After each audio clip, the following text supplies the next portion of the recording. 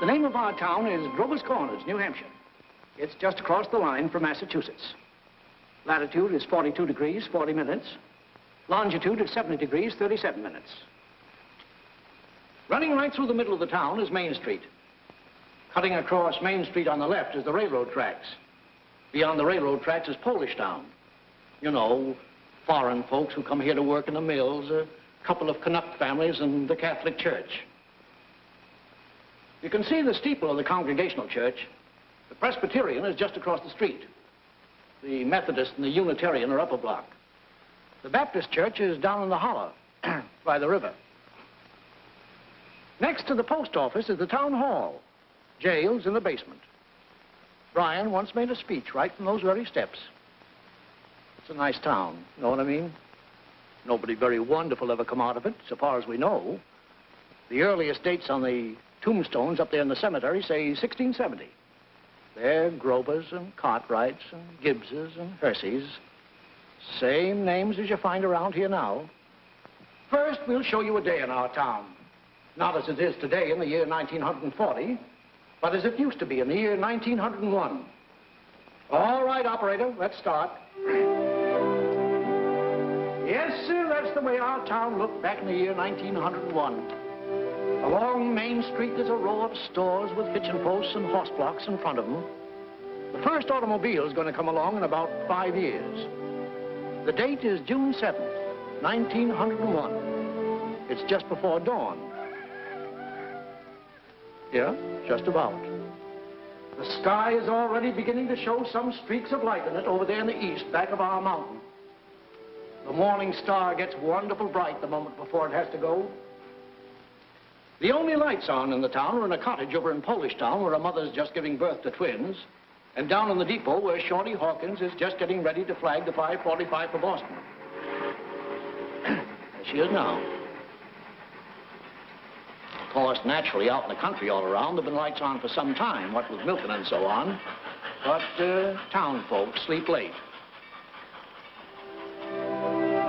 Here comes Joe Crowell delivering the morning papers. So, another day has begun. Here comes Doc Gibbs from that baby case I was telling you about. And this is Doc Gibbs' house. His neighbor is Editor Webb. There's Mrs. Gibbs coming downstairs to get breakfast. Later on, about 1910, she's going out to visit her daughter Rebecca in Canton, Ohio. Mrs. Gibbs is going to die there. Pneumonia. But she's going to be brought back here, and she's going to be buried in the cemetery right here in our town with a whole mess of Gibbses and Percys. In our town, we like to know the facts about everybody. And there's Mrs. Webb coming downstairs to get her breakfast, too. Mrs. Webb was a Grover before she married Editor Webb. Yeah. Children, time to get up. George, Rebecca, Emily, time to get up. Wally, 7 o'clock. Whoa, Missy.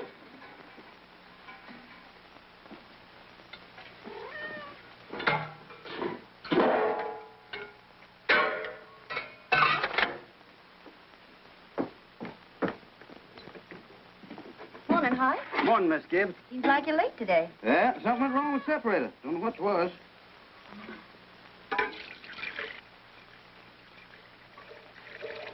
There you be. Thanks, Hi.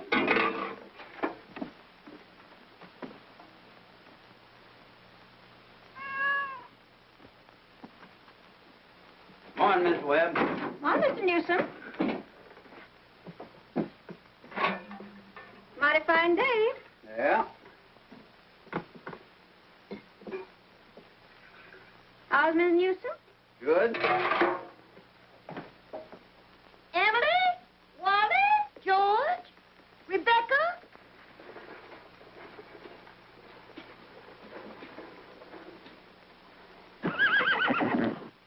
Come on, get up. Bessie, come on. What's the matter with you? Oh, they've quit taking milk. Now, come on. Morning, Howie. Come on. Morning, Doc. Bessie acting up? Oh, she's all mixed up about the rot ever since the Lockharts stopped taking a quart of milk a day. She wants to leave 'em a quart just the same. Keeps scolding me the whole trip. Somebody sick? Twins over at Mrs. Goloslavsky's. Oh, twins, huh? This town keeps getting bigger every year. Come on. Now, come on, Bessie. Morning, Doc. Morning, Joe. Want your paper now? Yeah, I'll take it. Anybody been sick, Doc? No, twins over in Polish Town. Joe, I see your teacher, Miss Foster's going to get married. Yes, sir, to a fella over in Concord. It's clear. How do you boys feel about that? Well, of course, it ain't none of my business, but I think if a person starts out to be a teacher, she ought to stay one. How's the need, Joe? Fine, Doc. Never think about it at all. Only like you said, it always tells me when it's going to rain. What's the telling him today? Gonna rain? No, sir. Sure? Yes, sir. He never makes a mistake? No, sir. Doc? Joe? I want to tell you something about that boy, Joe Crowell. Joe was awful smart, so he got a scholarship to Boston Tech. Yes, and gonna be a great engineer, Joe was. But the war broke out, and he died in France. All that education for nothing. Everything all right, Frank? Yes. I declare he's his kittens. Children, hurry up. George, Rebecca. Bacon will be ready in a moment. Sit down and drink your coffee. You can catch a couple hours sleep this morning, can't you? Miss Whitworth's coming at 11. Guess I know what's about to. Stomach ain't what it ought to be. All told, you won't get more than 3 hours sleep. Frank Gibbs, I don't know what's going to become of you. You should go away someplace and take a rest. I think it'll do you good.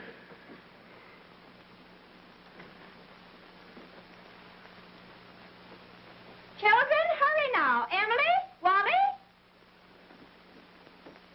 I declare you have to speak to George.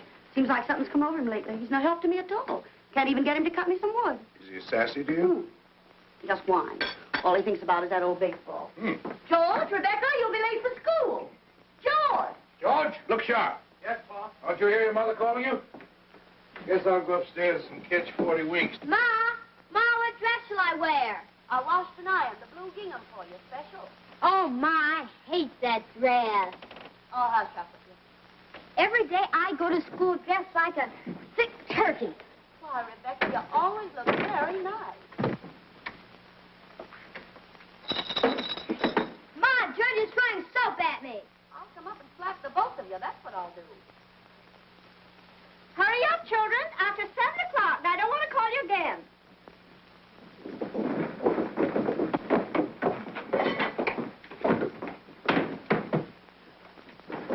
Huh? Morning, children.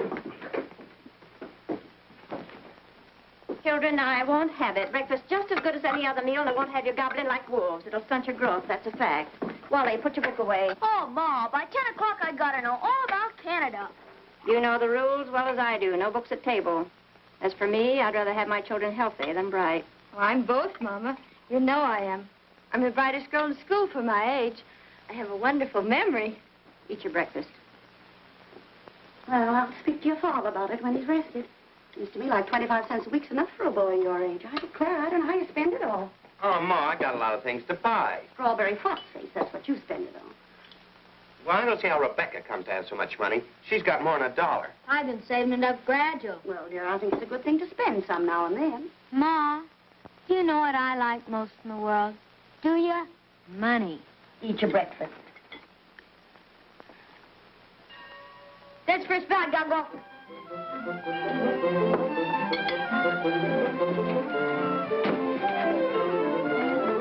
Yep, Wally.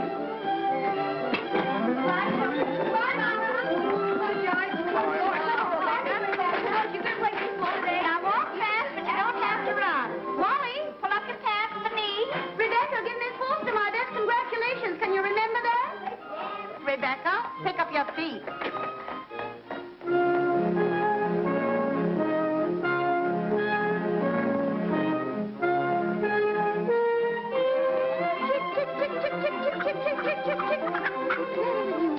Fight, that's all you do. Oh, where did you come from? You don't belong to me.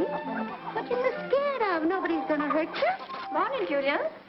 Morning, Myrtle. How's your cold? Oh, still got that tickling feeling in my throat. Told Charles I didn't know as I'd go to choir rehearsal tonight. Ever try singing over your voice? Yes, but somehow I can't do that and stay on key. Beans have been good this year. Let me help you. I'd tried to put up 40 quarts, but it kills me. Children say they hit 'em, but I notice they managed to get 'em down all winter. Myrtle, I got to tell you something. If I don't tell somebody, I'll burst. But Julia Gibbs. One of those second-hand furniture men from Boston came to see me last Friday. First, I thought it was a patient waiting to see Dr. Gibbs. but he wormed his way right into my parlor. Little Webb, he offered me $350 for Grandmother Hershey's highboy as I'm sitting here. Well, you're going to take it, aren't you? You don't know? $350? Well, what's come over you? Well, if I could get the doctor to take the money and go away someplace on the trip, I'd sell it like that. You know, it's always been the dream of my life to see Paris, France.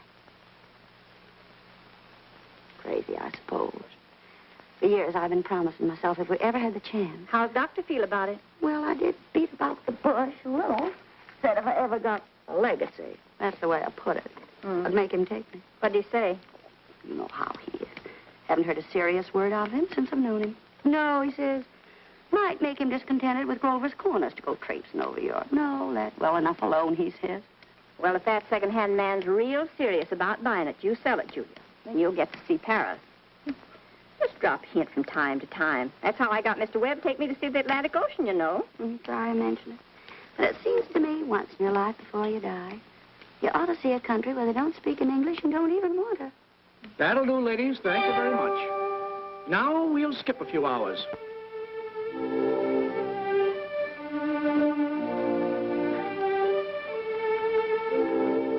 Now, before we get on, I think we ought to have a little more information about the town. A kind of a scientific account, you might say. So I've invited Professor Willard of our state university to come here and kind of sketch in a few details of our past history.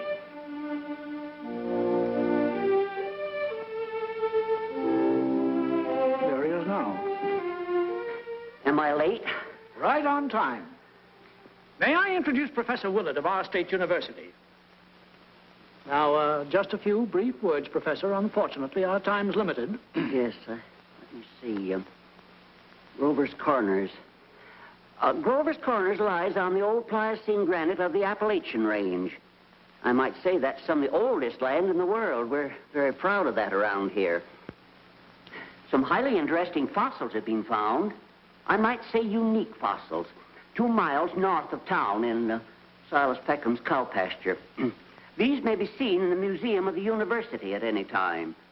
Well, that is, at any reasonable time. Shall I tell them about the meteorological conditions, the mean precipitation, etc.? I'm afraid we won't have time for that, Professor. We might have a few words about the history of man here, though. Oh, anthropological data. Yes. Let's see. Early Amerindian stock, Cotahatchee tribes. No evidences before the 10th century of this era. Now entirely disappeared. Oh, possible traces in 3 families. Migration in the early 17th century of English brachiocephalic blue-eyed stock, and since then some Slav and Mediterranean. And the population, Professor? Within the town limits, 2,640. Oh, is that so? In that case, the population at the moment is 2,642. The postal districts bring in 507 more, making a total of 3,149. Mortality, birth rates, constant. By McPherson's gauge, 6.032. Thank you very much, Professor. I'm sure we're all very much obliged to you. Not at all, sir, not at all. We want it. Good day. And now the social and political report. Oh, Editor Webb? Mr. Webb? Charlie Webb's the father of Wally and Emily. Emily's the smart girl with a good memory. You know, you saw her at breakfast. All right, Editor Webb, it's your turn now. Well, I don't have to tell you that we're run here by a board of selectmen. All males vote at the age of 21.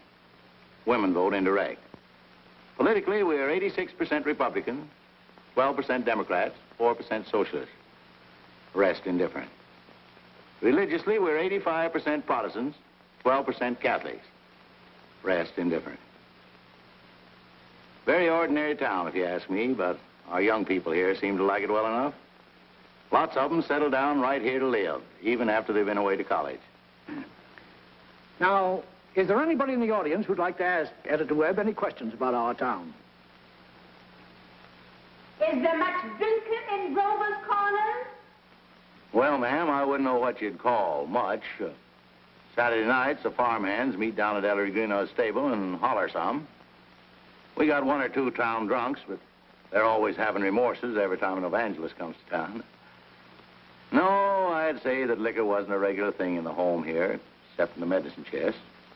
Right good for snake bites, you know, always was. Mr. Webb. Yes? Mr. Webb, is there any culture or love of beauty in Grover's Corner? Well, no, ma'am, not much. That isn't the sense you mean. There's some girls that play the piano over at the high school commencement, but they ain't happy about it.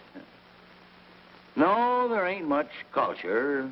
Robinson Crusoe and the Bible and Handel's Largo, we all know that, and Whistler's mother. That's about as far as we go. Thank you very much, Mr. Webb. Is there no one in town aware? No, I'm sorry, but we haven't time for any more questions. We must be getting on with the picture. It's getting on in the afternoon. All 2,642 have had their dinners. All the dishes have been washed. There's an early afternoon calm about the town. Charlie Webb's going home to mow his lawn. 1 man in 10 thinks it's a privilege to push his own lawnmower. The afternoon session of school is over. Doc Gibbs is in his office tapping people and making them say, ah, ah. I have to go home and help my mother, I promise. Emily, walk simply. Who do you think you are today? Papa, you're terrible. 1 minute you tell me to stand up straight, and the next minute you call me names. I just don't listen to you. Golly, I never got a kiss from such a great lady before. Hello, Emily. Oh, hello. You made a fine speech in class today. Well, I was really ready to make a speech on the Monroe Doctrine, but the last minute Miss Foster made me talk about the Louisiana Purchase instead. I worked an awful long time on both of them. Gee, it's funny, Emily. From my window up there, I can see your head nights when you're doing your homework over in your room. Why, can you? You certainly do stick to it, Emily. I don't see how you can sit still that long. I guess you must like school. Well, I feel it's just something you have to go through. What do you think, Emily? We might work out a kind of telegraph from your window to mine, and you could give me a hit every once in a while on one of those algebra problems. Well, Oh, I don't mean the answers, Emily. Of course not. I mean, just some little hint. oh, I think hints are allowed, so, if you get stuck, George, just whistle to me, and I'll give you some hints. Gosh. You're just naturally bright, I guess. Well, I figure it's just the way a person's born. Yeah. But you see, well, I want to be a farmer, and my Uncle Luke says is whenever I'm ready, I can come over and work on his farm. And if I'm any good at all, I can just gradually have it. You mean the house and everything? Oh, yeah.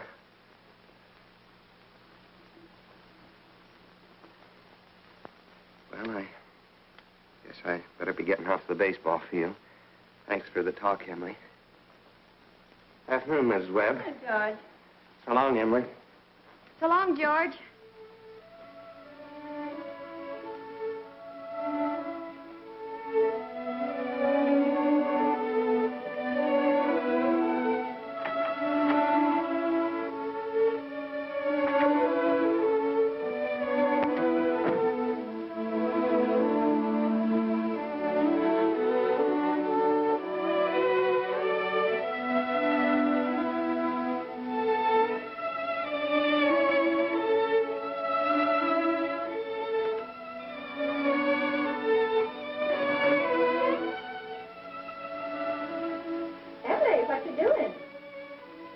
Nothing, Mama.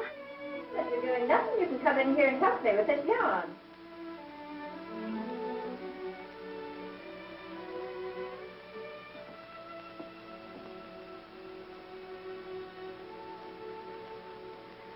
Well, George Gibbs let himself have a real conversation, didn't he? He's grown up. How old would George be? Oh, I don't know. Let's see. He must be around 17. Mama made a speech in class today. I was very good. You must recite it to your father at supper. What was it about? The Louisiana Purchase. It was like silk off a spool. I'm going to make speeches all my life.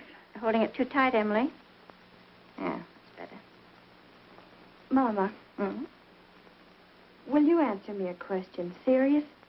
Seriously, dear, not serious. Seriously, will you? Of course I will. Mama, am I good looking? Of course you are. Both my children have got good features. Be ashamed if they hadn't.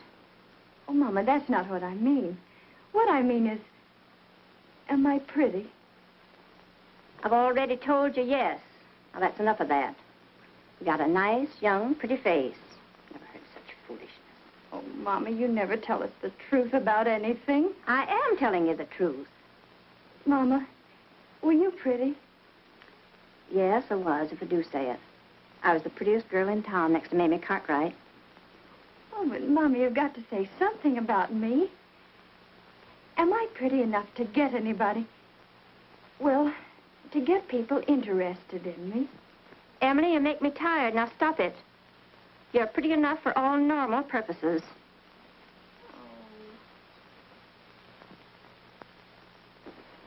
It's evening. You can hear the choir practicing in the Congregational Church. The children are all home doing their schoolwork. The day is running down like a tired clock.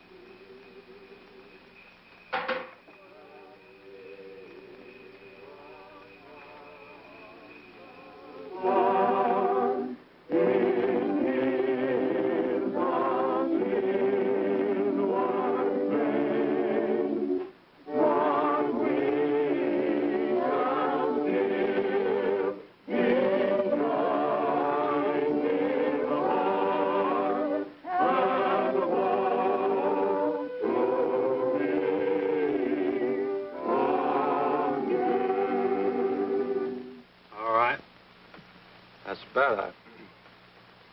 It ain't no miracle. And I'll do it again. And remember, ladies, music come into the world to give pleasure.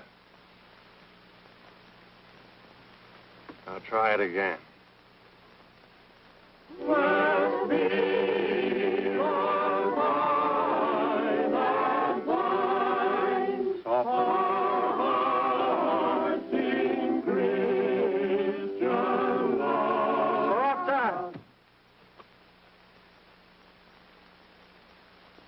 Listen, everybody.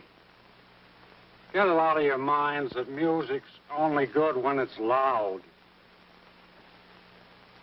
You leave loudness to the Methodists. You couldn't beat them, even if you wanted to. Once again now, art thou weary? Art thou languid? It's a question, ladies and gentlemen. Make it talk. Oh, and remember, on Sunday, take the second verse real soft. Sort of die out at the end. Ready?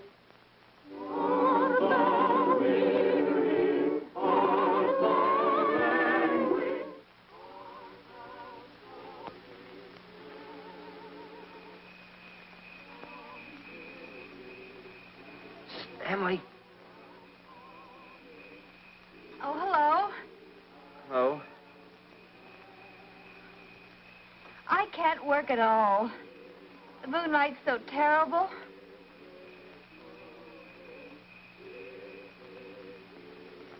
Emily, did you get the third problem? Which? The third. Oh, yes, George. That's the easiest of them all. I don't see it. Well, Emily, could you give me a hint? Well, I'll tell you one thing. The answer's in yards. In yards? What do you mean? Square yards. Oh, square yards. Well, yes, George, don't you see? Yeah. Square yards of wallpaper. Oh, I see. Square yards of wallpaper. Thanks a lot, Emily. You're welcome. My. Isn't the moonlight terrible?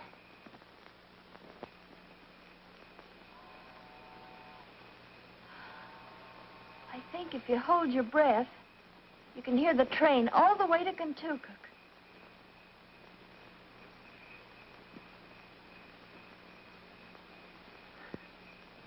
Hear it?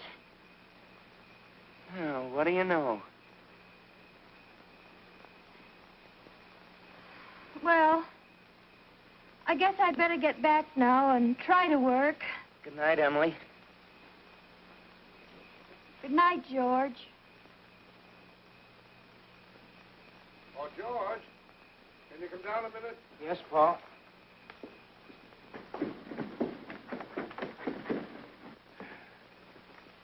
Make yourself comfortable, George. I'll only keep you a minute. George, how old are you? Me?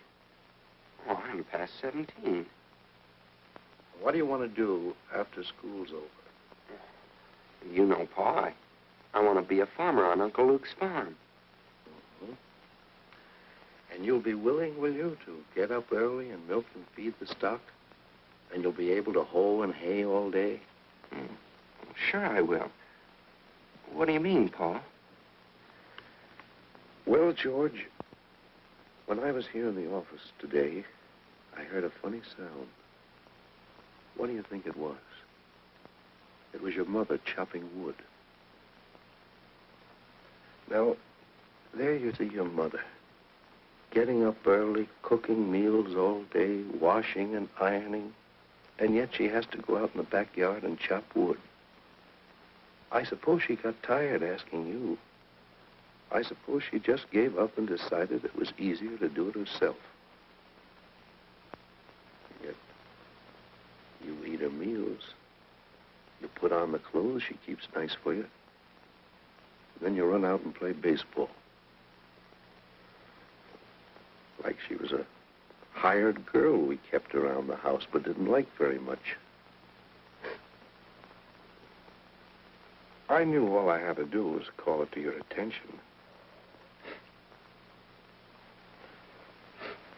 Here's a handkerchief, son.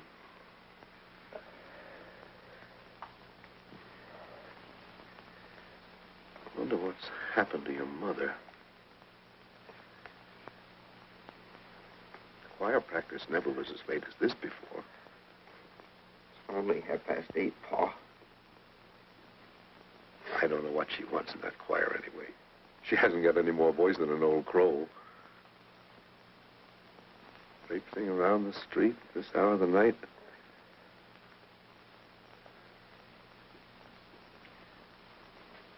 It's just about time you retired, don't you think, George?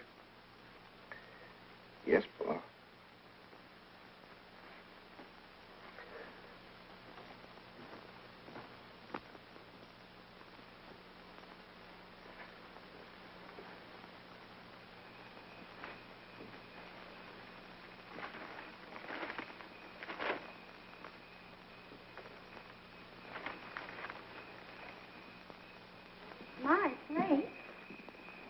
Real nice choir practice, wasn't it? Little Webb, look at that moon. Potato weather, sure. Well, naturally, I didn't want to say a word about it in front of those others. But now we're alone. Really, it's the worst scandal that ever was in this town. What? Why, Simon Stimpson. No, Luella. But, Julia, to have the organist of a church drink, and drunk year after year. Luella. Julia, you know he was drunk tonight. Now, Luella, we all know about Mr. Stimpson, and we all know about the trouble he's been through. And Dr. Ferguson knows, too. And if Dr. Ferguson is willing to keep him on in his job there, the only thing the rest of us can do is just not to notice it. Not to notice it? But it's getting worse. No, it ain't, Luella. It's getting better. I've been in that choir twice as long as you have, and it doesn't happen anywhere near so often. Oh, my.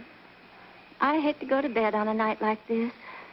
Well, good night, Luella. Good night. Good night, Julia. Night, Myrtle. Did you get home all right, Luella? Oh, it's bright as day. I can see Mr. Soames scowling at the window now. You think we've been to a dance the way the menfolk carry on. Good night, Julia. Good night, Luella. See you on Sunday. See you then.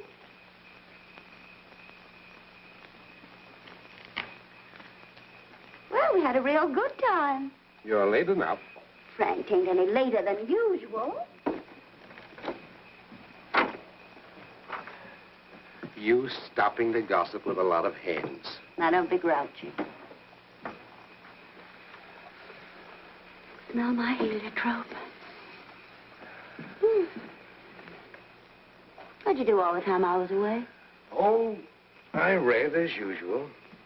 Well, what did the girls gossip about tonight? Believe me, Frank, there's something to gossip about. Simon Simpson? Far gone, was he? Oh, worst I've ever seen. Frank, how's all that going to end? Dr. Ferguson can't forgive him forever. I guess I know Simon as well as anybody in this town. Some people just ain't made for small-town life. I don't know how that'll end. But there's nothing we can do but leave it alone. Get in. Oh, no, not yet. Frank, I'm worried about you. What are you worried about? Well, I think it's my duty to plan for you to get a real rest and change. And if I get that legacy, I'm going to insist upon it. No, Julie, no. There's no sense in going all over that again. Come on. It's getting late. First thing you know, you'll catch a cold. I gave George a piece of my mind tonight. I reckon you'll get your wood chop. For a little while, anyway. You know, Frank, Mrs. Fairchild always locks the front door every night. All the people up in that part of town do. They're all getting too cityfied. That's the trouble with them. They haven't got a thing fit to burgle, and everybody knows it. Good evening, Constable. Evening, Mr. Webb. Quite a moon. Yeah. All quiet tonight? Simon Stimpson is rolling around a little. I just saw his wife moving out to hunt for him. So I looked the other way. There he is now.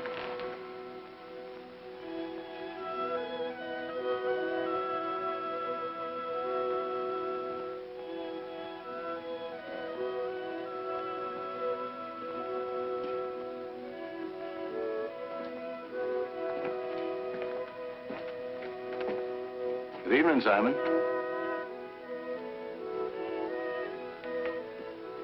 Good evening. Most of the town settled down for the evening. Guess we'd better do the same. Can I walk along with you?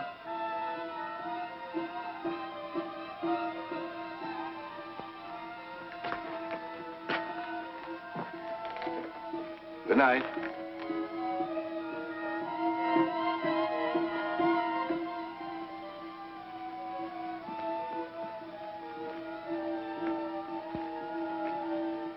I don't know how that's going to end. Oh, Bill, if you see my boy smoking cigarettes, give a word to him, will you? He thinks a lot of you, Bill. I don't think he smokes those cigarettes, Mr. Webb. Leastways, not more than 2 or 3 a year. Well, I hope not. Good night, Bill. Good night, Mr. Webb.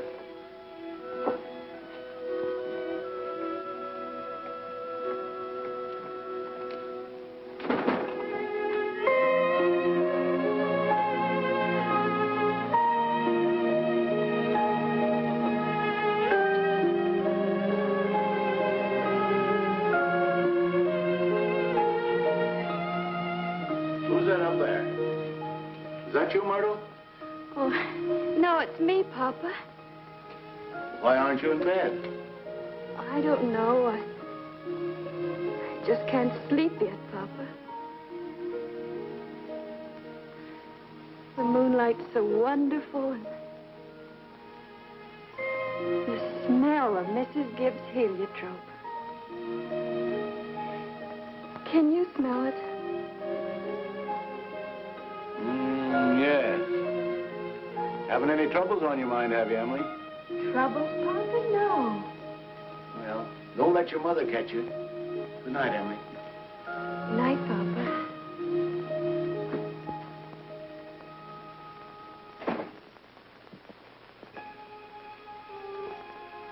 I never told you about that letter Jane Crawford got from her minister when she was sick. He wrote Jane a letter, and on the envelope, the address was like this. It said, Jane Crowfoot, the Crowfoot Farm, Grover's Corners, Sutton County, New Hampshire, the United States of America. What's funny about that? But listen, it's not finished. The United States of America, continent of North America, Western Hemisphere, the Earth, the solar system, the universe, the mind of God. That's what it said on the envelope. What do you know? Yep, and the postman brought it just the same. What do you know?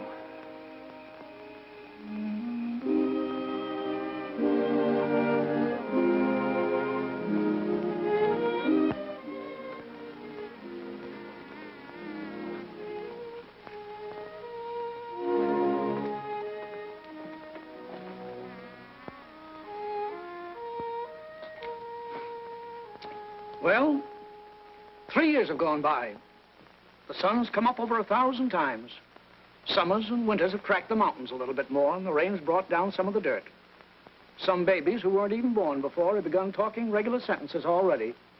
And some folks who thought they were right young and spry have discovered they can't bound up a flight of stairs the way they used to without their hearts fluttering a little. All that can happen in 1,000 days. Nature's been pushing and contriving in other ways, too. A number of young people fell in love and got married. Most everybody in the world gets married. In this town, there aren't hardly any exceptions. Most everybody climbs into the grave married. What you've seen was called the daily life. Let's call what you're going to see love and marriage. So it's 3 years later. It's 1904. It's July 7th, just after the high school commencement. That's the time most young people jump up and get married. As soon as they've passed their final examinations in solid geometry and Cicero's orations, that's the time most young people think themselves fitted to get married. It's early morning again. Only this time it's been raining. It's been thundering and pouring. I don't know. May start in again any moment. Yeah. There's the 5:45 for Boston. And there's Cy Crowell delivering the papers like his brother before him. And there's Mrs. Gibbs and Mrs. Webb coming downstairs to get breakfast just as though this were an ordinary day. I don't have to point out to the women in the audience that both these ladies they see before them, both these ladies have been cooking 3 meals a day, one of them for 21 years and the other for 25, and never took a summer vacation. They raised 2 children apiece, washed, cleaned the house, and never had a nervous breakdown. And here comes Howie Newsom and Bessie delivering the milk.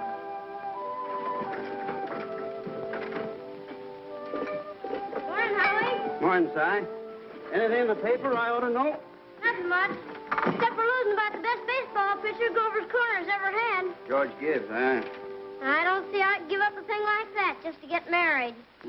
Would you have, Howie? Can't say. Never had no talent that way. But in '95, we had a player, Si, that even George Gibbs couldn't have touched. Name of Hank Todd.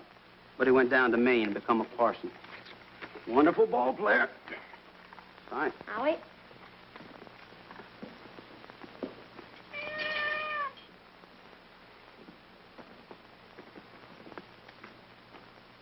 Morning, Miss Gibbs. Morning, Howie. It's too bad it's so wet, but I guess it's cleared up for good. Certainly hope it has. Going to have a house full of relations today, Howie. Looks like I'll need 3 of milk and 2 of cream. 3 of milk and 2 of cream. My wife says to tell you we hope they'll be happy. No, they will. Thanks a lot, Holly. Tell your wife I hope she gets the wedding. Maybe she can. She'll get there if she can. Morning, Miss Webb. Well, Mr. Newsom, told you 4 quarts, but I hope you can spare me another. Yes, and I brought you a pint of cream, too. Miss Newsom told me special to tell you as how we hope to be very happy. No, they will. Thank you, Mr. Newsom, and thank Mrs. Newsom. We're counting on seeing you at the church. Yes, sir. We hope to get there all right. Wouldn't miss that. Well, Ma, day's come. You're losing one of your chicks. Frank Gibbs, don't you say another word. I feel like crying any minute. Sit down, drink your coffee. Groom's upstairs shaving himself, only there ain't very much to shave. He's whistling and singing like he was glad to leave us. Every now and then saying, I do, to the mirror. But it don't sound convincing to me. I declare, Frank, I don't know how he's going to get along. I've always arranged his clothes for him, seen to it that his feet were dry and he had warm things on. They're too young for him. Emily'll never think of those things. You'll catch his death a cold within a week. I remember my wedding morning, Julie. Don't stop that, Frank Gibbs. I was the scaredest young fellow in the state of New Hampshire. Thought I'd made a mistake for sure. And when I saw you coming down the aisle, I thought you were the prettiest girl I'd ever seen. The whole trouble was I'd never seen you before. There I was, right in the Congregational Church, being married to a total stranger. Well, how do you think I felt? I tell you, Frank, weddings are perfectly horrible things. Farces, that's what they are. Made something for you. Why, Julie Hersey. French toast. It ain't hard to make. Besides, I had to do something. How'd you sleep last night? Heard a lot of hours struck off. I get a shock every time I think of George setting out as a family man. That great, gangling thing. I tell you, Julie, there's nothing in the world so terrifying as a son. The relation between a father and a son is the dangest, awkwardest... Well, mother and daughter's no picnic, I can tell you. I do. I do. I do. They'll have a lot of trouble, I suppose, but that's none of our business. Everybody's got a right to their own trouble. You know one thing that scared me when I married you? Go along with you. I was afraid we didn't have material for conversation more than it'd last a few weeks.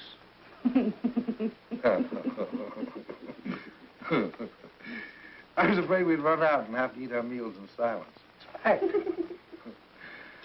Well, you and I have been conversing for 20 years without any noticeable barren spells.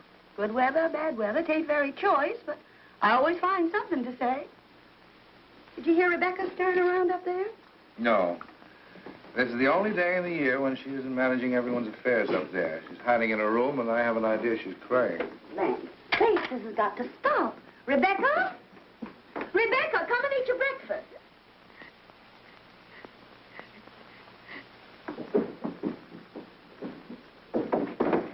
Good morning, everybody. Only 4 more hours to live. George, guess where you're going? I'm just stepping across the grass to see my girl. Now, George, put your rubbers on. It's been raining torrents. You don't step out of this house unless you're prepared for it.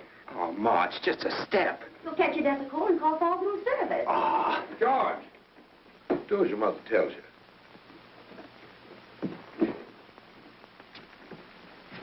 From tomorrow on, you can kill yourself in all weathers. But when you're in my house, you'll live wisely, thank you. Maybe Mrs. Webb ain't used to call us at 7 o'clock in the morning. Here, have a cup of coffee first. Be back in a minute. Oh, Good morning, Mother Webb. Goodness, you frightened me. George, I hate to say it, but you understand I can't ask you in. Why not? You know as well as I do a groom can't see his bride on his wedding day. Not till he sees her in church first. Oh, that's just a superstition. Good morning, Mr. Webb. Morning, George. You don't believe in that superstition, do you? There's a lot of common sense in superstitions, George. Millions have followed it, and don't you be the first to fly in the face of custom. How's Emily? She hasn't waked up yet. Haven't heard a sound out of her. Emily's asleep. Well, no wonder we were up till all hours, sewing and packing. Tell you what I'll do, George. You sit down here with Mr. Webb for a minute, drink that cup of coffee. And I'll run up and see that she doesn't come down and surprise you. There's some bacon there. I don't be too long about it.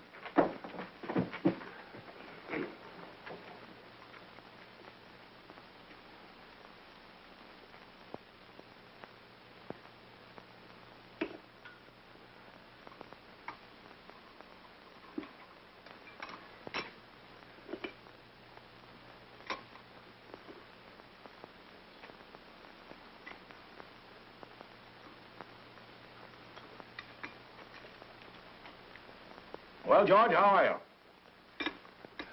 Oh, I'm fine. Mr. Webb, what common sense could there be in a superstition like that? Well, George, on the wedding morning, a girl's head is full of, oh, you know, clothes and one thing and another. Don't you think that's probably it? Well, yes. Guess I never thought of that before. The girl's apt to be a mite nervous on her wedding day.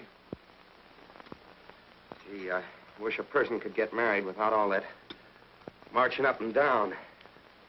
Every man that's ever lived has felt that way, George. But it hasn't been any use. It's the women folks who've built up weddings, my boy. Man looks mighty small at a wedding, George. All those good women standing shoulder to shoulder, making sure that the knot's tied in a mighty public way. Well, you believe in it, don't you, Mr. Webb? Oh, yes. Oh, yes. Now, don't misunderstand me, George. Marriage is a wonderful thing. A wonderful thing. Don't you forget that, George. No, sir.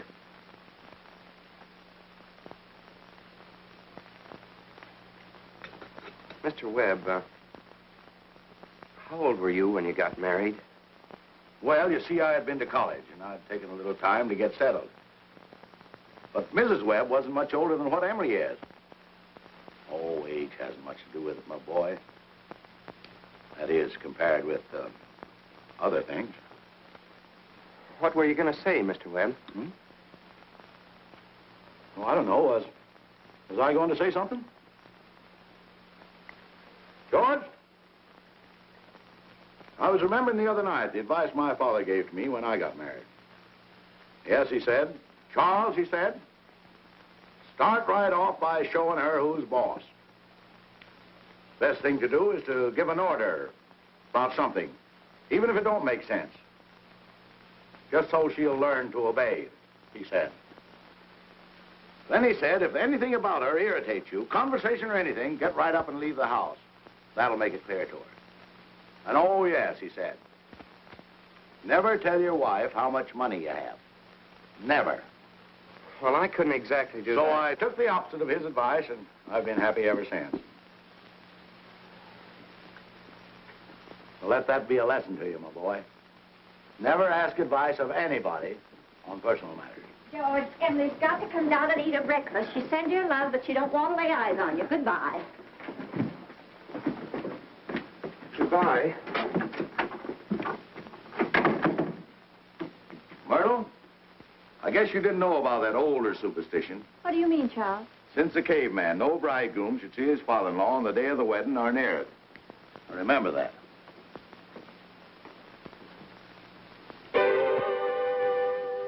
Now, before we get on with the wedding, I think we should see how it all began, this plan to spend a lifetime together.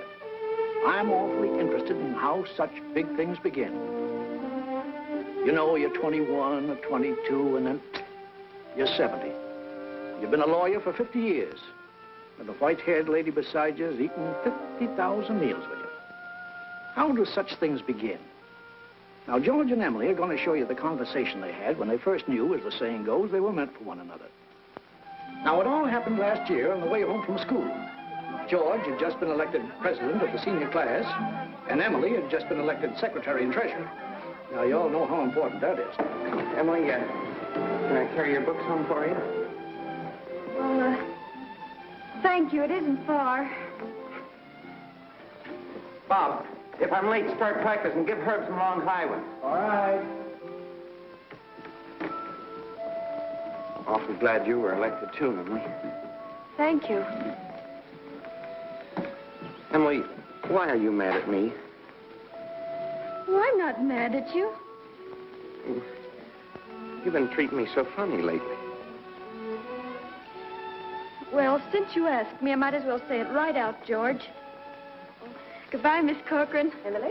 Bye, Miss Cochran. George? What is it? I don't like the whole change that's come over you this last year.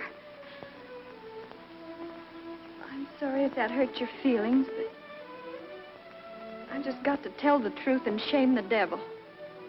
A change? What do you mean? Well, up to a year ago, I used to like you a lot. I used to watch you while you did everything. Because we'd been friends for so long. And then you started spending all your time at baseball, and you never stopped to speak to anybody anymore. Not to really speak. Not even to your own family you didn't. And George, it's a fact. Since you've been captain, you got awful stuck up and conceited, and all the girls say so. Hurts me to hear them say it, but I have to agree with them a little because it's true. Oh, gosh, Emily. I never thought that such a thing was happening to me. I guess it's hard for a fellow not to have some faults creep into his character. I always expect a man to be perfect, and I think he should be. Well, I don't think it's possible to be perfect, Emily. Well, my father is. And as far as I can see, your father is. And there's no reason on earth why you shouldn't be, too. I feel that it's just the other way around. That, well, men aren't naturally good, but girls are. Well, you might as well know right now that I'm not perfect. It isn't as easy for a girl to be perfect as a man because, well, we girls are more nervous.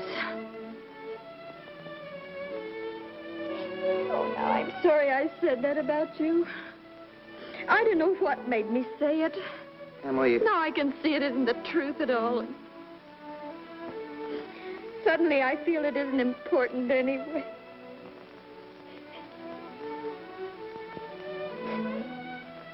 Emily,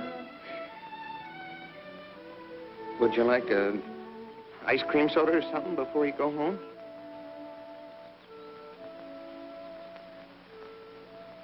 Thank you, I would. Hello, George. Hello, Emily. Hello, Morgan. Well, what can I do for you? Why, Emily Webb, what you been crying about? Well, she got an awful scare, Mr. Morgan. That hardware store wagon almost ran over her. And everybody says that Tom Huckins drives like a crazy man. Well, here, let me give you a glass of water. Gracious, you look all shook up. Well, I tell you got to look both ways before you cross Main Street these days. It's getting worse every year. What do you have? I'll have a strawberry phosphate, Mr. Morgan. Oh, no, Emily. Have a soda with me. Well, 2 strawberry ice cream sodas, Mr. Morgan. 2 strawberry ice cream sodas, yes, sir. Yes, sir, I want to tell you something. There are 275 horses in Grover's Corners this very moment I'm talking to you. State inspector was in here yesterday. Now, with all these automobiles coming along, looks to me like the only safe place to stay was to home. Gracious, I can remember the time when a dog had run out in the middle of Main Street all day long without anything coming along to disturb him. There you are. Howdy, Mrs. Ellis. What can I do for you? Got a prescription. Yes? Well, let's see. Shouldn't take long to fill that. You just sit down here. Be with you in just a minute. so expensive. No, Emily, don't you think about that. We're celebrating our election. Emily, I want to ask you a favor. What? If I go away to State Agricultural College next year, will you write me a letter once in a while? I certainly will. I certainly will, George. It certainly seems like being away 3 years, you'd get out of touch with things. Maybe letters from Grover's Corners won't seem so interesting after a while. Grover's Corners isn't a very important place when you think of all New Hampshire, but I think it's a very nice town. Oh, well, the day wouldn't come when I wouldn't want to know everything about our town.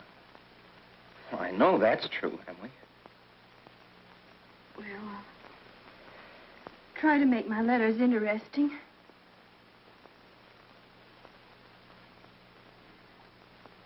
You know, Emily, I meet a farmer, I ask him if he thinks it's important to go to agricultural school to be a good farmer. Why, George. Yeah, and some of them even say it's a waste of time. And well, you can get all that stuff anyway in the pamphlets the government puts out. Well, Uncle Luke's getting pretty old, and he's about ready for me to start taking over his farm. Tomorrow, if I could. Oh, but George, maybe it's important for you to go and learn all that about cattle judging and soils and those things. Of course, I don't know.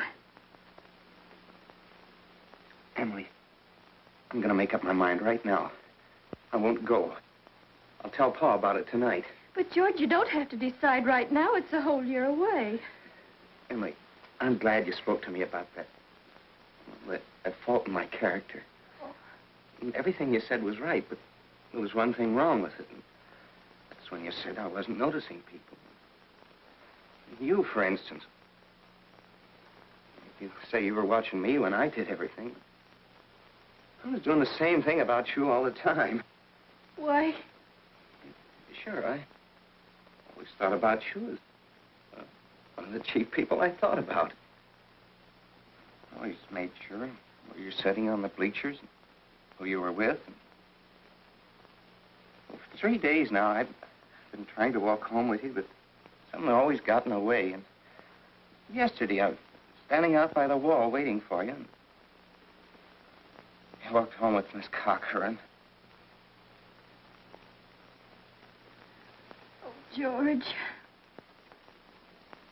Life's awful funny. How could I have known that? I thought... Emily, I'm going to tell you why I'm not going to agricultural school. I think that once you've found a person that you're very fond of, a person who's fond of you, too, likes you well enough to be interested in your character, I think that's just as important as college is, and even more so. That's what I think. I think it's awfully important, too. Emily? Yes, George? Emily, if I do improve and make a big change, would you be... I mean, could you be... I am now. I always have been.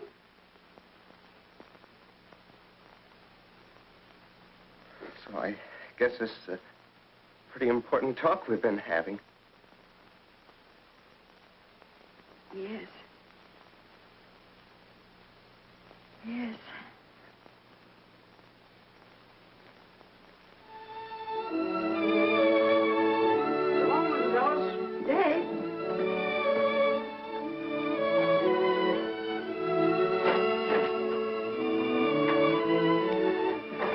Wait a minute, I'll walk you home.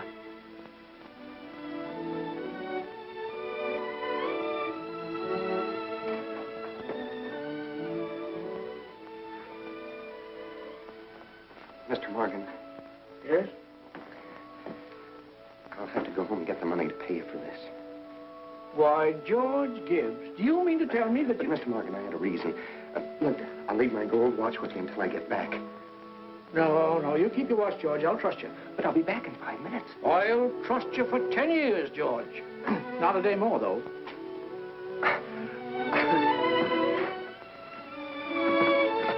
Feeling all right now, Emily? Oh, yes. Thank you, Mr. Morgan. It's nothing. I'm ready.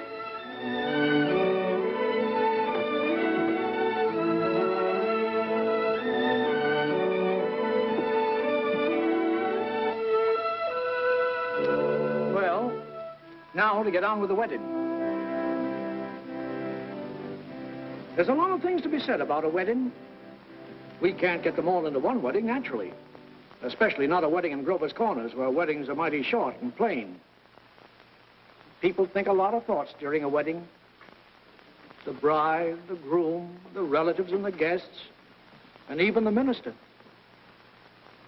Yes, a lot of thoughts go on during a wedding. I've married 200 couples in my day. M marries N. Millions of them. The cottage, the go-kart, the Sunday afternoon drives in the country, the first rheumatism, the grandchildren, the second rheumatism, the deathbed, the reading of the will. Once in 1,000 times, it's interesting. I don't know why on earth I should be crying. I suppose there's nothing to cry about. This morning at breakfast, it just come over me. There was Emily eating her breakfast as she's done for 17 years. She's going out of my house. I suppose that's it. I never felt so alone in my whole life. I don't want to get married. Why can't I stay for a while as I am? Papa, darling, don't you remember what you used to say all the time, that I was your girl? I don't want to get married.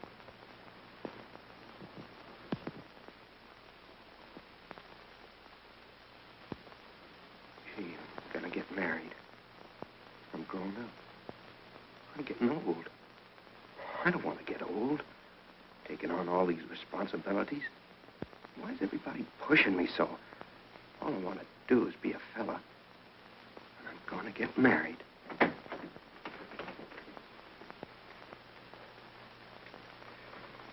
Cheer up, Ma. I'm getting married. Come on, Ma. Now, Ma, you save Thursday nights. Emily and I'll be over for supper every Thursday night. You'll see. Come on, Ma. We've got to get ready for this. Got the ring? Oh, yes, sir. Come on.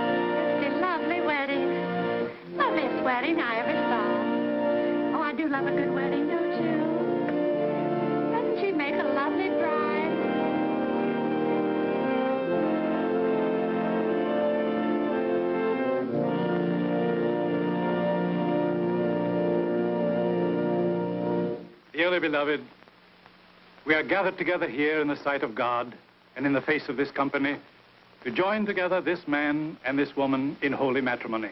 Don't know when I've seen such a lovely wedding. He entered into an I always cry. I don't know why it is, but I always cry. And in the fear of God. I just like to see young people Into happy. this holy estate, these two persons They're such a lovely come now to couple. be joined. I've never been to Require such a in nice charge you wedding. both, in sickness I'm and in sure. health, to love and to cherish till death you do part, according to God's holy ordinance, and thereto plight her your troth. I do. Do you, Emily, take George to your wedded husband, to have and to hold from this day forward, for better, for worse, for richer, for poorer, in sickness and in health, to love and to cherish till death you do part, according to God's holy ordinance, and thereto plight him your troth? I do. What token dost thou give of thy sincerity? With this ring, With this ring, I thee wed. I thee wed.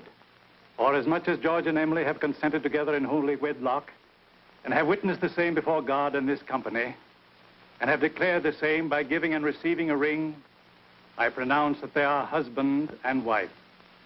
Amen.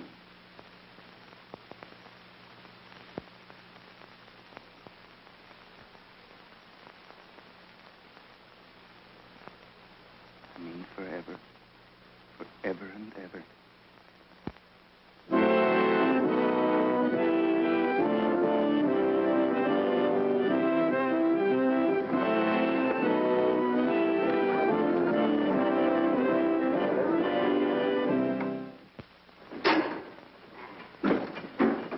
Pay you first of the month, like usual. Hey, you, Howie.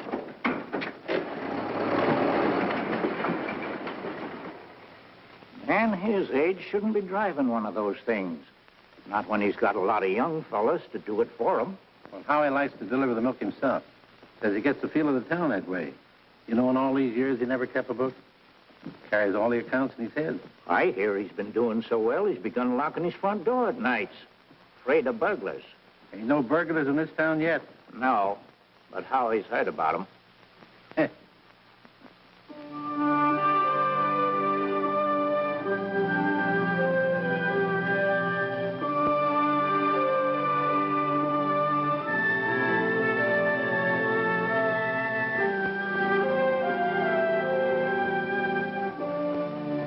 This time, 9 years have gone by, friends.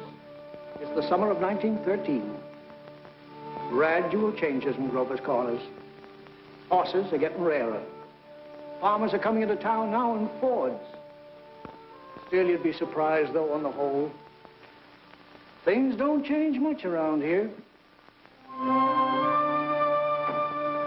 This is an important part of Grover's Corners up here in this hilltop. Lots of sky, lots of clouds, often lots of sun, moon, and stars. Certainly a beautiful spot up here. I often wonder why people want to be buried in Woodlawn or Brooklyn when they might pass the same time up here in New Hampshire. Over here are the old stones. 1660, 1670. Strong-minded people who come a long ways to be independent. Over here are some Civil War veterans. Iron flags on their graves. New Hampshire boys. They had a notion that the Union ought to be kept together, although they'd never seen more than 50 miles of it themselves. All they knew was a name, friends. The United States of America. The United States of America. And they went and died about it.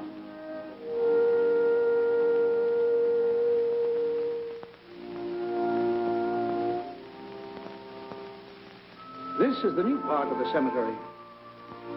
There's Mrs. Soames, who enjoyed the wedding so much, remember? And there's our friend, Mrs. Gibbs. Yeah, Doc Gibbs lost his wife 3 years ago, just about this time. And Editor Webb's boy, Wallace, whose appendix burst on a Boy Scout trip to Crawford Notch.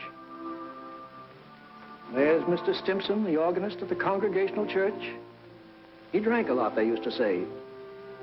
Hung himself in the attic. They tried to hush it up, but of course it got around. He wrote his own epitaph. Ain't a verse exactly, it's just a lot of notes. I wouldn't know what it was. It was all read up in the Boston papers at the time, though. A lot of sorrows kind of quieted down up here, too. All those important things, mother and daughter, husband and wife, enemy and enemy, money and miser. All those terribly important things. The earth part kind of burns away, burns out. And what's left? What's left when memory is gone? And your identity, Mrs. Smith? Something eternal. We all know down in our bones that something is eternal, and that something has to do with human beings. All the greatest people that have lived for the past 5,000 years have been telling us that. And yet you'd be surprised how we lose sight of that fact. There's something eternal about every human being. I guess I'm thinking these thoughts today on account of our friend Emily. Another baby's expected down at that happy home we saw started. It's Emily's second. There's a little boy about 6 years old. But this time Emily's pretty sick. Doc Gibbs is going around these days with a mighty worried face.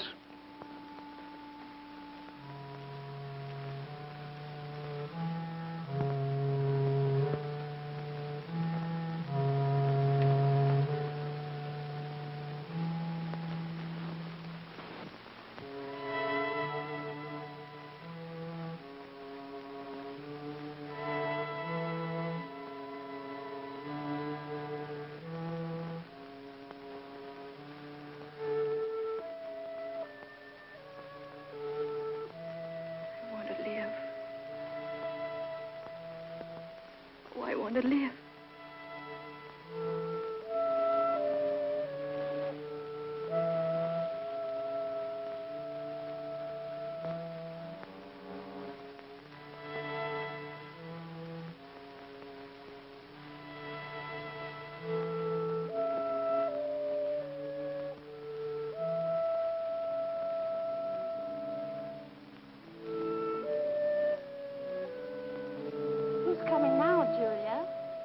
My daughter-in-law, Emily Webb. What ails her? Trouble bringing a baby into the world. Why, I remember Emily's wedding. Wasn't it a lovely wedding? I remember I called on George and Emily at their farm just before I died. Very beautiful farm.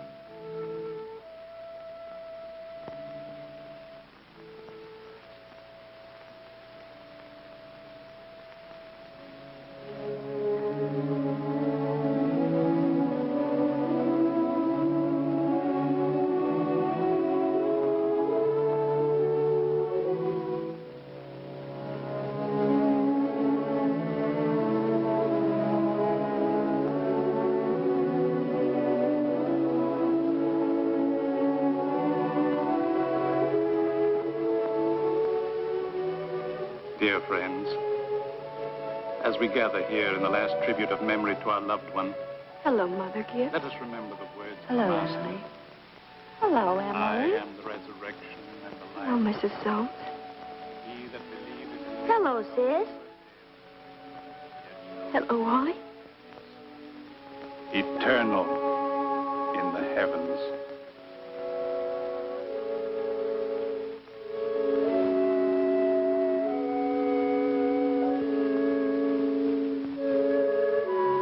Mother Gibbs, they're going.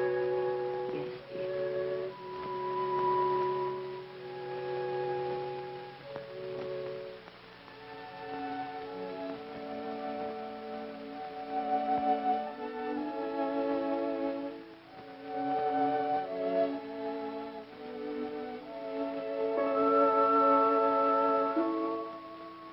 Father Gibbs is bringing some of my flowers to you, Mother Gibbs.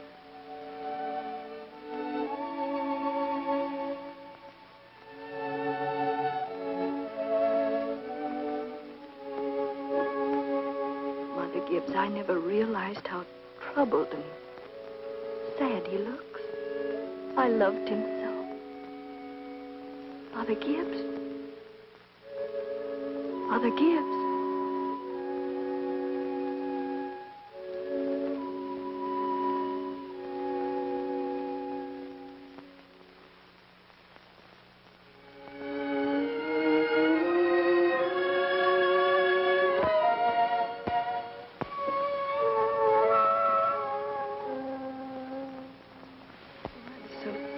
Mother Gibbs. Mother Gibbs, when does this feeling go away? Seems strange here. How long does it... dear. Just wait. Be patient.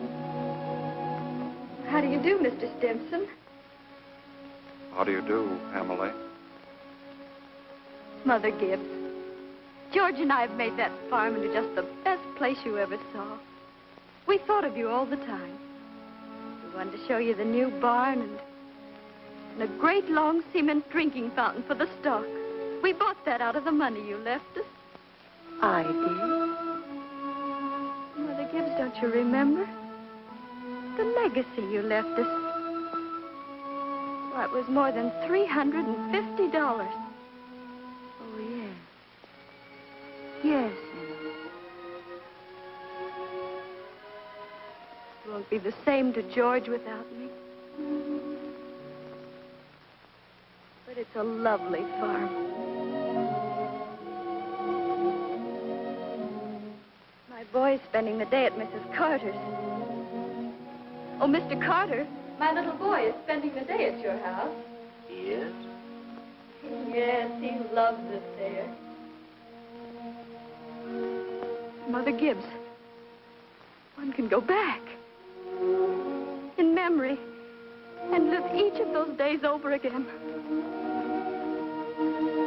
Why, just then for a moment I was thinking about the farm. For a moment I was there. And my baby was in my arms as plain as day. Yes, but when you've been here longer, you'll realize that our life here is to forget all that. To think of what is ahead and be ready for what is ahead. But Mother Gibbs, how can I ever forget that life? It's all I know. It's all I have. One can go back and live all those days over again. I feel it. I know it. You not only live it, you watch yourself living it. I'll choose a happy day. Oh, Emily, it isn't wise. Really, it isn't. I'll choose the day I first knew I loved George.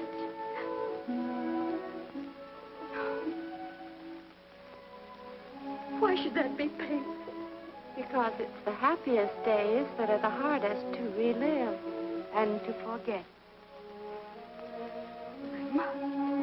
I must.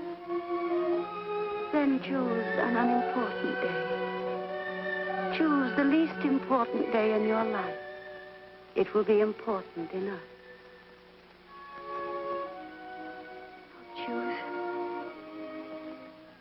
I'll choose.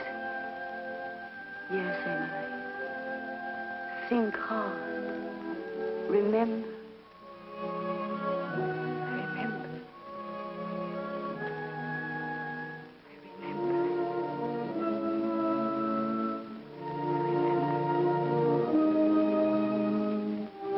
But there's Main Street. That's Mr. Morgan's drugstore before he changed.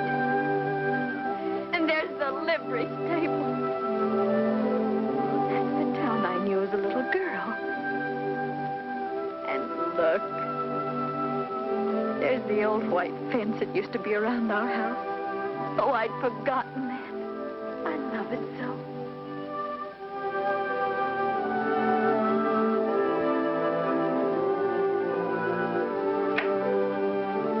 There's Mama coming downstairs to make breakfast.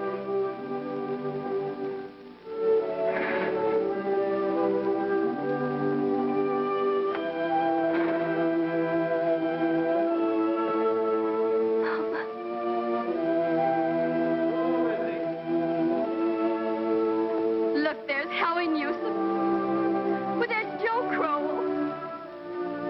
Morning, Howie. Morning, Joe. Children, Emily, Wally, time to get up. Morning, Miss Webb. On this Newsom. Here it's cold.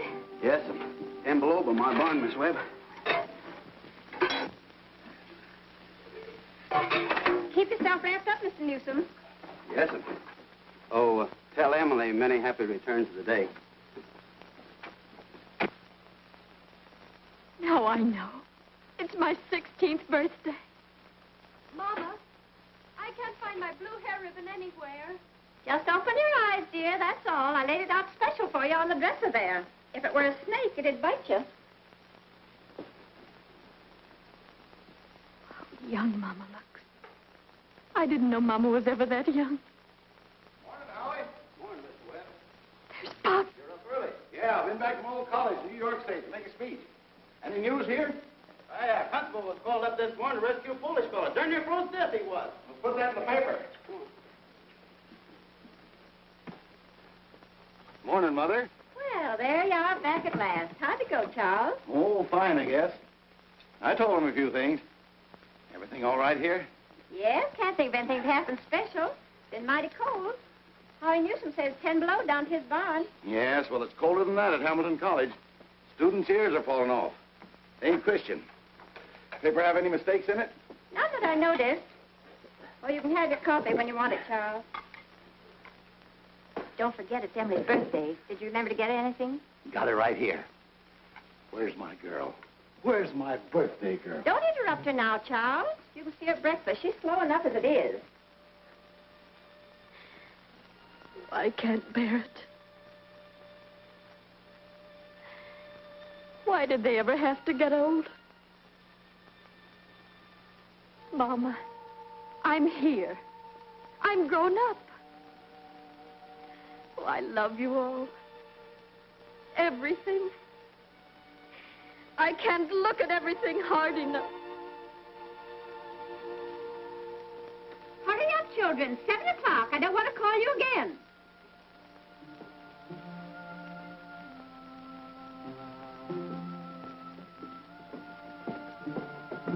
Morning, Mama.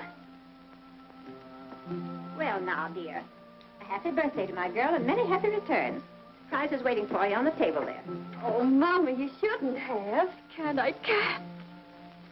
Birthday or no birthday, I want you to eat your breakfast good and slow. I want you to grow up and be a good, strong girl. That and the blue package is from your Aunt Carrie. Good morning. George. Good morning, George. Brought this over for your birthday, Emily. Many happy returns of the day. Thank you. It's only a photograph album. Oh, George, I'd forgotten. Oh, it's beautiful. Oh, just an album. I'm going out to my Uncle Luke's farm today. Like it out there. George, we grew up and were married, don't you remember? Uncle Luke gave you the farm. Well, goodbye. Goodbye, and thanks. Chew this bacon good and slow. It'll help keep you warm on a cold day. Mama, just look at me for 1 minute as though you really saw me. Mama, 12 years have gone by. I'm dead. I married George Gibbs, Mama. Wally's dead, too. Mama, his appendix burst on a cabbing trip to Crawford Notch. We felt just terrible about it, don't you remember? Just for a moment now, we're all together. Mama, let's be happy just for a moment. Let's look at one another. That and the yellow package is something I found in the attic among your grandmother's things. You're old enough to wear it now, and I thought maybe you'd like it. Oh, and this is from you. It's lovely. It's just what I wanted. It's beautiful. I hoped you'd like it. Wally has a present for you, too. He made it an annual training class. Be sure and make a fuss over it. Your father's got a surprise for you, too.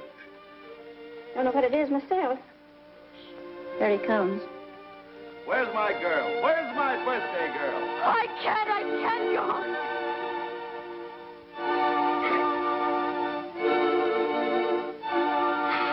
It goes so fast.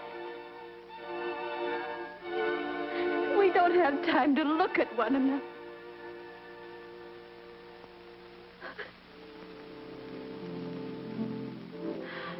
Oh, I didn't realize.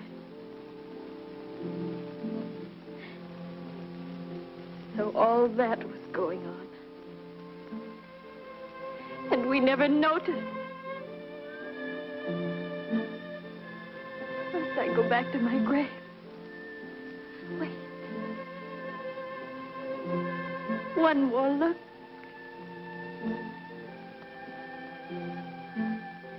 Goodbye.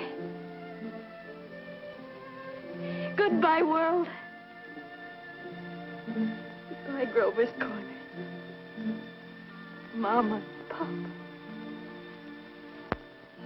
Goodbye to clocks ticking. My butternut tree and Mama's sunflowers. Food and coffee. New iron dresses and hot baths. And sleeping and waking up. Oh, Earth, you're too wonderful for anybody to realize. Do any human beings ever realize life while they live it? Every minute.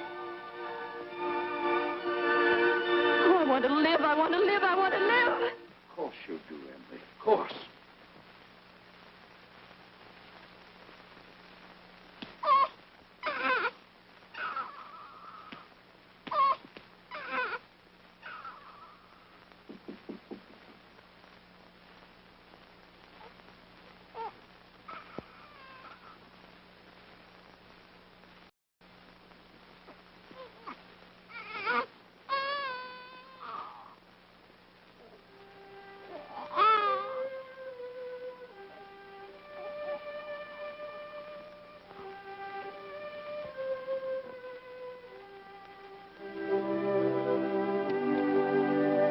Most everybody's asleep in Grover's Corners. Oh, there are a few lights on.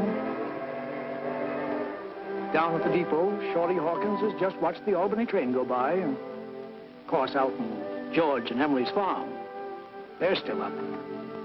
Talking over the new baby, I suppose. It's like what one of those Midwestern poets said.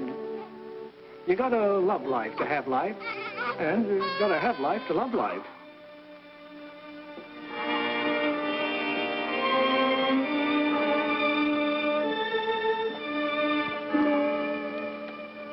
"11 o'clock in Grover's Corners. Tomorrow's another day.